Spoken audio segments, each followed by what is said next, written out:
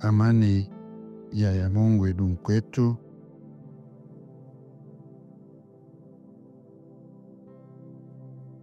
Ndio waalimu na wahalimi mbalimbali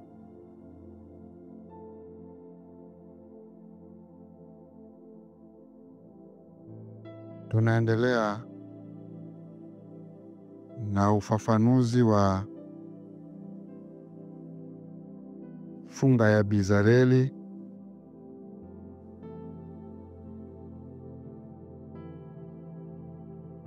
kwa baadhi ya magonjwa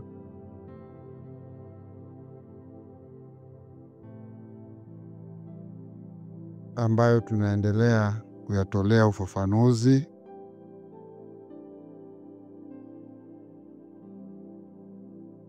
Na ikumbukwe kwamba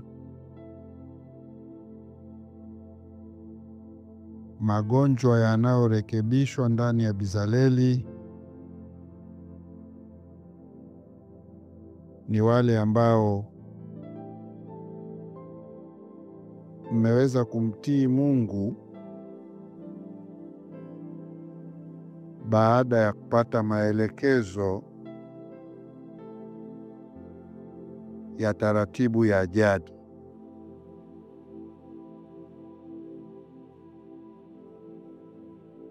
Maelekezo ya tiba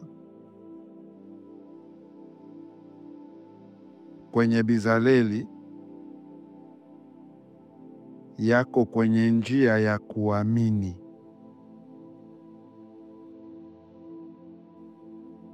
Kwa hiyo ukijikuta hauamini hivyo na haujaziishi principle hizo, usifanyi mambo hayo, kwa sababu duniani ima katika kuishi huwa kuna matibabu ya kawaida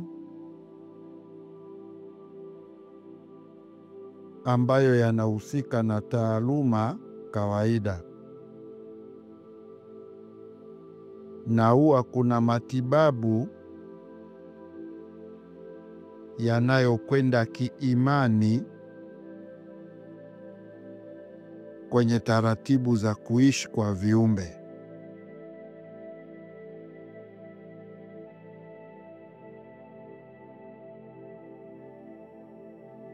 Kwa hiyo tiba ya ndani ya Bizaleli inakuwa inafanya kazi ndani ya Bizaleli tu kwa wakati wote wa matokeo ya hiyo Bizaleli.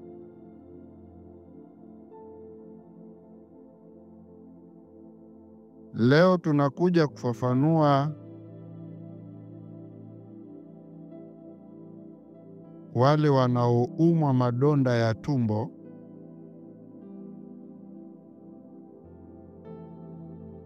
kwenye funga ya Bizaleli. Ni nini kinawastahili ili waweze kuondokana na shida hiyo.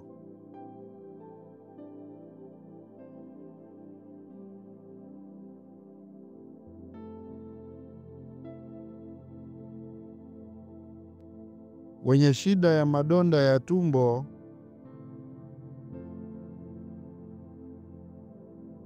kwenye ufungaji wao ndani ya Bizaleli wana visababishi hivi ambayo navielezea hapa, na visababishi hivyo vinakuwa tiba kwa njia ya imani.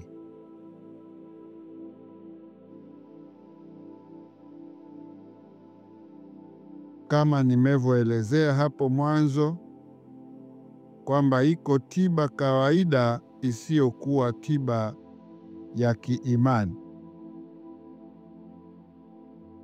na iko tiba ya imani ambayo inafata maelekezo ya sababu za viumbe fulani kutatua shida yao kwa miunganiko ya mambo fulani.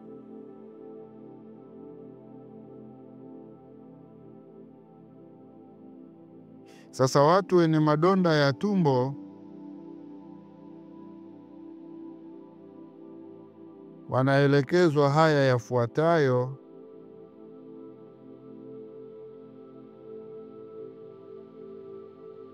Jambo la kwanza ni kupata mti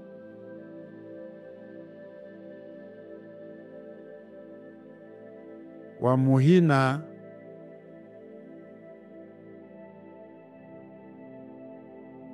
na jambo la pili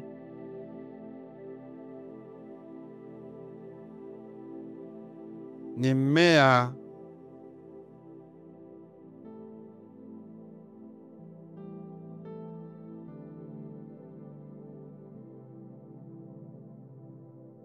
mmea wa aloe vera.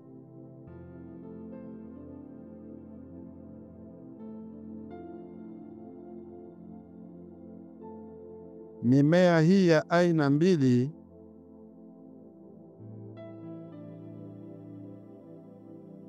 inachakatwa kwa namna ninayoelekeza hapa, na kisha hiyo ndiyo inatumika kwa wakati wote wa funga.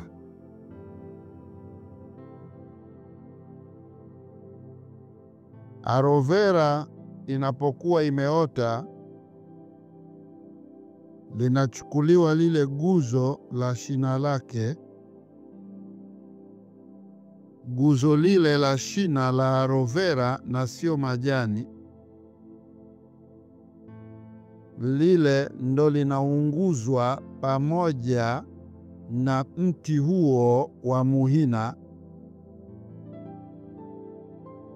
Unaunguza kama kwenye chungu,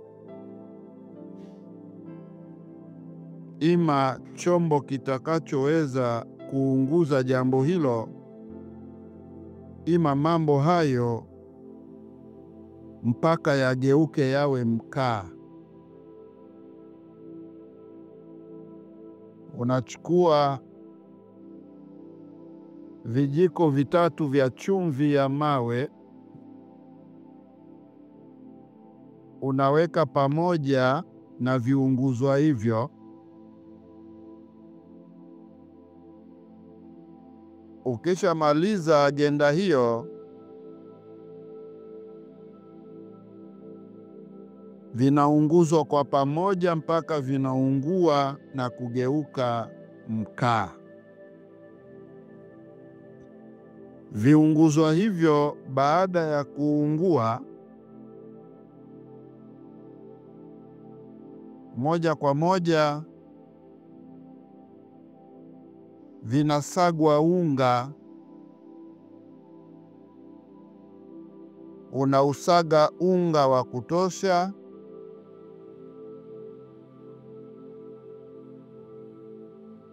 basi huduma hii kwa wakati wa funga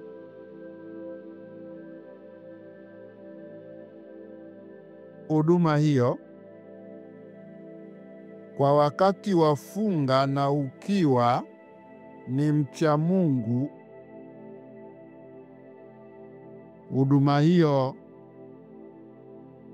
inasaidia kutoa madonda ya tumbo yameokupa shida kwa miaka yote.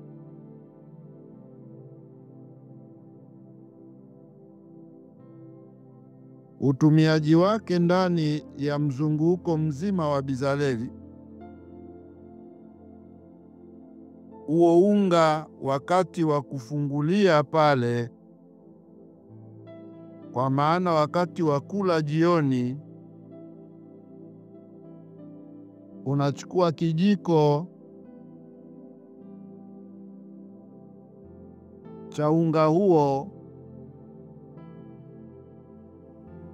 ndio unabwia kama mtu ambaye anabwia maziwa.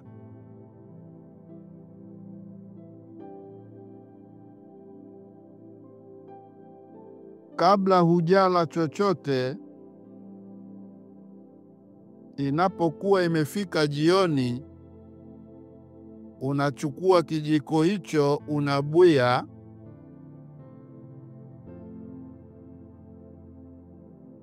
alafu ndio unachukua maji ya kawaida ya baridi kidogo unakunywa. Ukimaliza kunywa maji ya baridi, unatakiwa unywe na maziwa ya freshi yasiyekuwa mtindi. Unakunywa na yenyewe nusu ya glasi moja.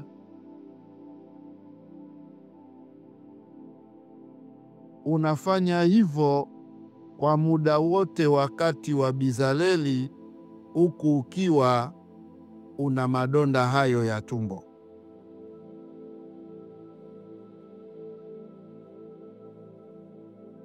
Kwa hiyo hali ikikutokea tumbo kunguruma, vurumai mbalimbali, inakuwa ni marekebisho yanayotokana na muhimili mzima kwenda kurekebishwa na hatua hii. Kwa hiyo wewe unatakiwa kutumia tu mwanzo mpaka mwisho wa Bizaleli, na inapofika siku ya Losambo,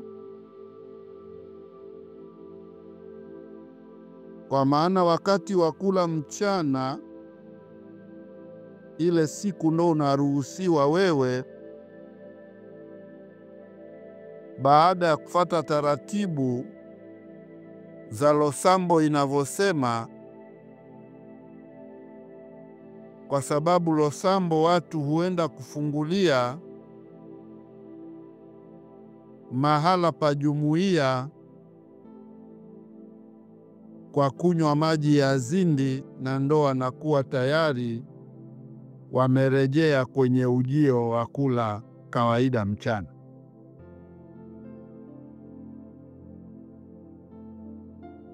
Kwa hiyo baada ya wewe kwenda kutumia maji hayo,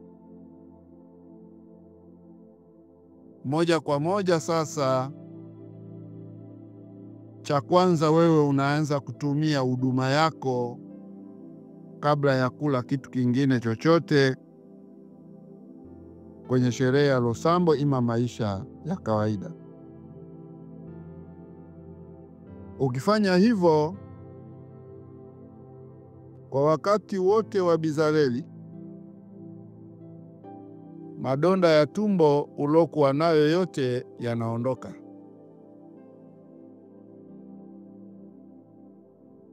Kwa hiyo ziko sababu za utu zinafanya mzunguko kwa utu na ujumla wake kiimani.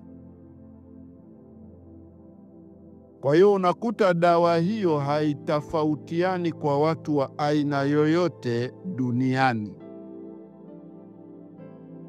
isipokuwa inafanywa kwa njia ya imani kimungu.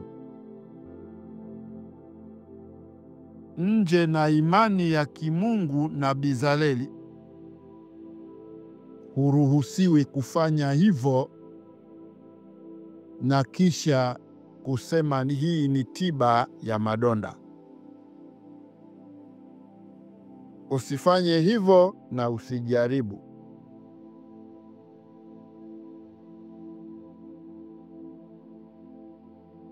Kwa hiyo hatua hiyo ya kwanza inatuelekeza hivyo. Wale tunaosumbuka na madonda ya tumbo, mnaendelea kufunga tu kawaida, ila la kufanya huwa ni hilo. Tunakuja kwa wale wenye matatizo ya moyo.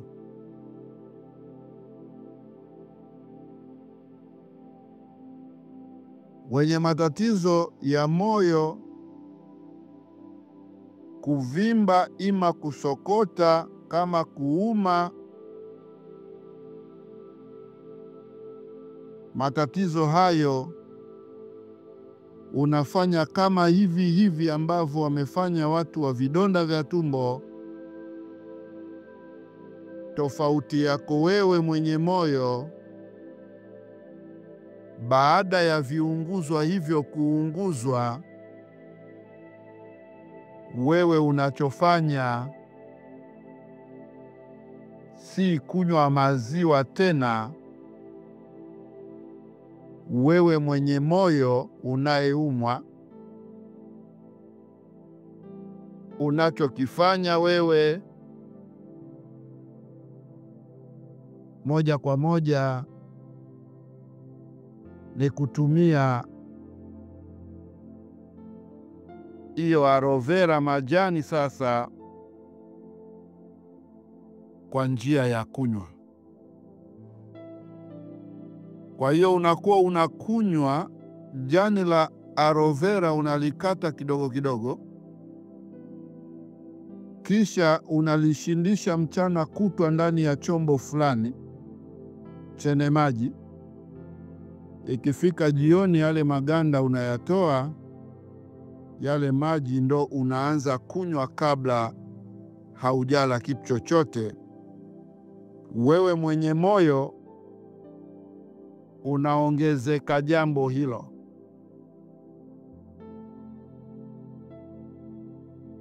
Kule unatumia vijiko vile vile vya unga ule wa viunguzwa, lakini wewe haunywi maziwa. Wewe unakunywa aloe vera ilorowekwa ndani ya maji kwa muda wa kutwa nzima. Kabla hujala chochote jioni, unafanya hatua zako za kubuia ule unga, kijiko kidogo kile. Haya maji ndio unafanya kunywea ule unga uloubuia.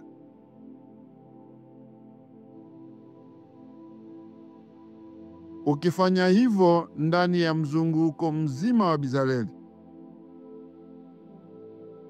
shida yako ya moyo inakwenda kuondoka na kwisha.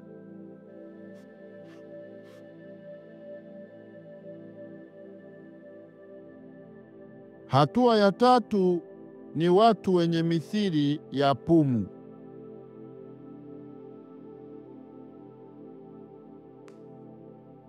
Watu wenye mithili ya pumu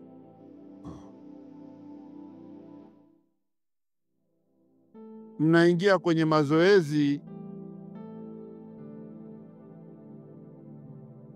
ya kutafuta mmea ambao ni tumbaku ya kawaida na tumbaku ya bangi.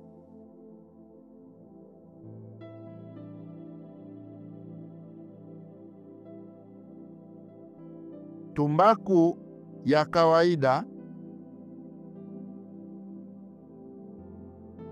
na tumbaku ya mokya ambayo ilikuja kuitwa bangi.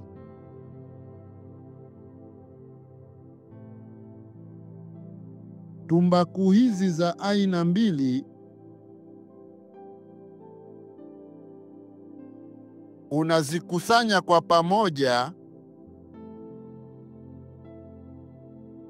kwa maana ya kuziandaa. Basi zile zinazokuwa zimekaushwa utapata maelekezo yake hapa, na ile inayotumiwa kunywa utapata pia maelekezo yake hapa.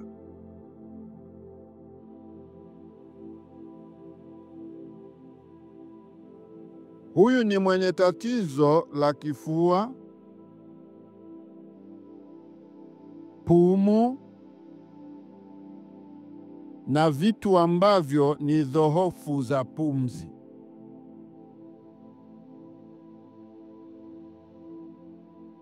Unachofanya mwenye shida hiyo, tumbaku unaichukua kwa kiwango tuseme kama cha ngumi. Ukikunja ngumi hivi, unaona mviringo wa ngumi yako. Tumbaku ya kawaida iwe na wingi huo, na bangi iwe na wingi huo huo. Ukimaliza, unasaga kama unayesaga unga hizo tumbaku za aina mbili. Ukisha saga hivyo, unagawa huo unga mara mbili.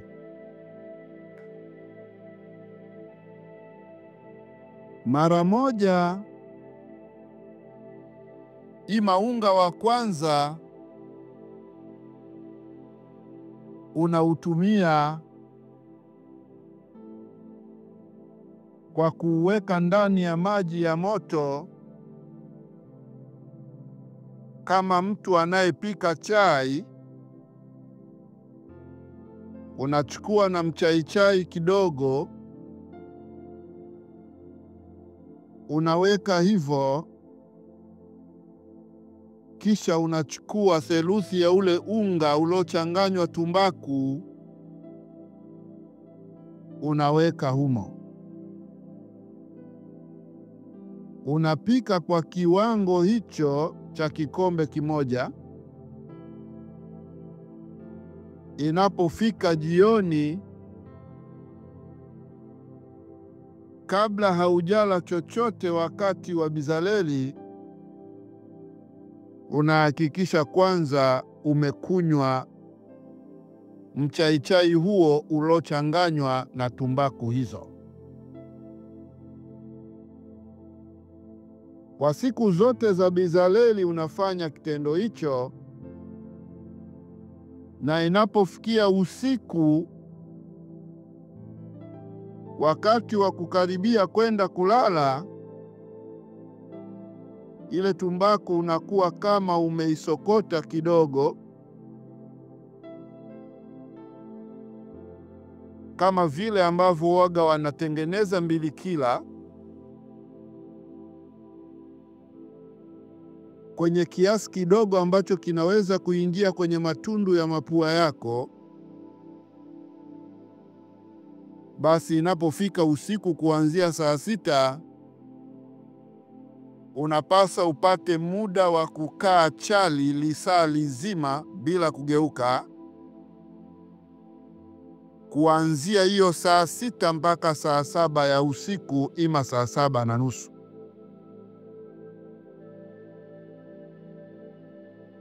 Huku hiyo tumbaku ilosagwa unakuwa umeiweka kwenye kihifadhia chochote ambacho kitakaa kwenye mapua, kwa lengo la wewe kuivuta kwa pumzi.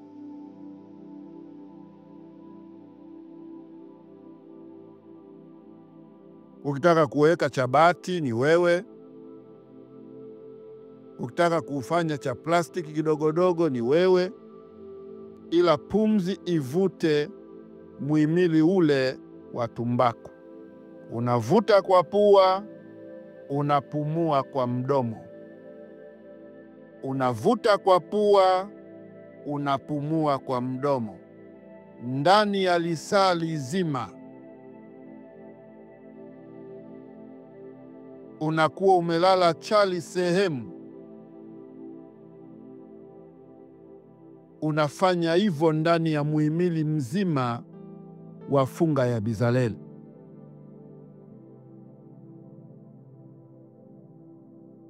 Ukifanya hivyo moja kwa moja wewe umeenda kuondosha shida hiyo ya pumu, hata kama ilikuwa sugu namna gani.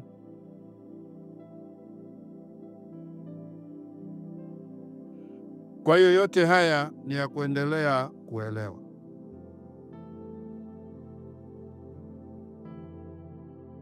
Hatua nyingine ni wale wanaotaka kupunguza uzito. Wapunguza uzito kwa maana mtu anasikia mwili wake ni mzito, basi anatakiwa kufuata maelekezo haya kwenye funga. Anachemsha majani ya limao. Akishamaliza kuchemsha majani ya limao, majani hayo ndio anayafanya, ima maji ya majani hayo ndio anayafanya kinywaji kipindi chake cha kufungua jioni wakati wa kula, na hakikisha anakunywa ikiwa ni ya moto, glasi hiyo ya maji ya majani ya limao.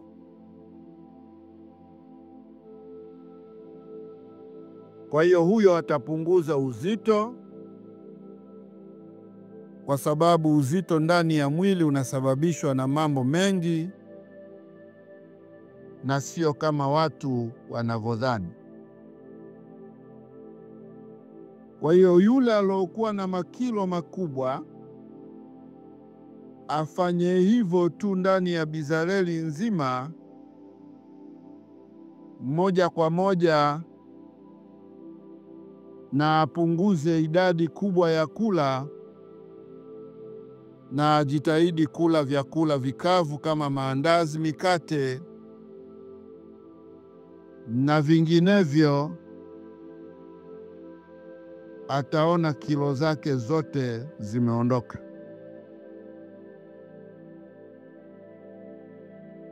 Na tukitoka kwa huyo,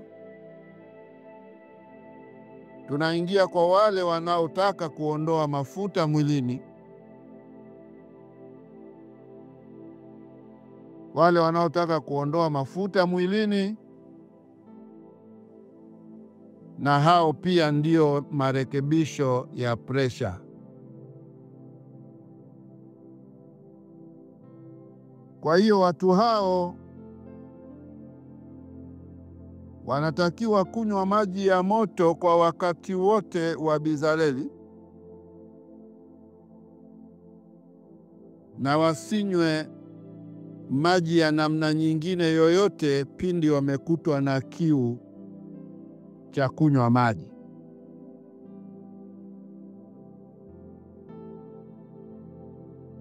Na katika ulaji wao wanatakiwa na wao pia wale vitu visivyokuwa na mafuta, kwa maana mambo yasiyeungwa mafuta ndo kiwe chakula chao. Kwa maana fupi, ndio watu wanayepasa kula matunda, kuacha matunda aina ya mparachichi tu. Ni mtu anafunga, lakini jioni anakuwa pengine anakula nanasi, anakula ndizi, anakula epo, anakula vitu gani. Akifanya hivyo na huku anaendelea kunywa maji hayo ya moto kwa njia ya kufunga kwenye Bizareli, hizo ni sababu ambazo mihimili ya kiroho huwa inasaidia kutoa mafuta ya mtu yaliyoleta shida mwilini kwake. Na hiyo pia ndiyo husaidia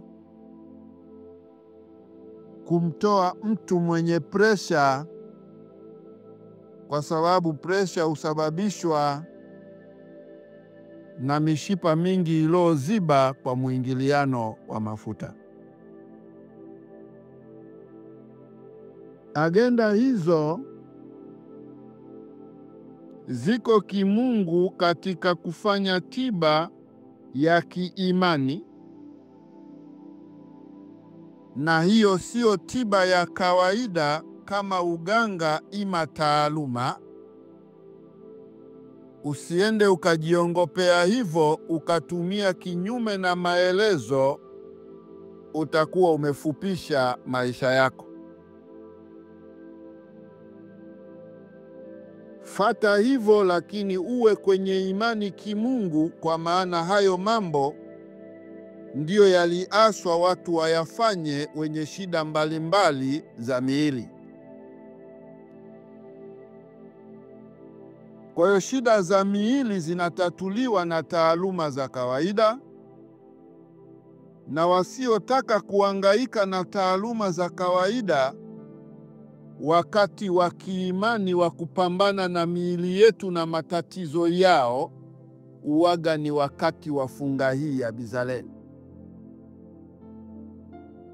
Kwa hiyo ameoweza kuifatisha kama ilivyosemwa, atarejesha majibu ya kupona shida yake, isipokuwa awe ameamini kwa asilimia zote kuwa anayemwabudu ndiye Mungu, nami nimemuelekeza ndi himu ya kuishi kwa waja, kwa maana dadavuo ya uchamungu kwa waja. Akiamini hivyo kwa asilimia zote, unapona kila jambo lililoelekezwa kwenye haya.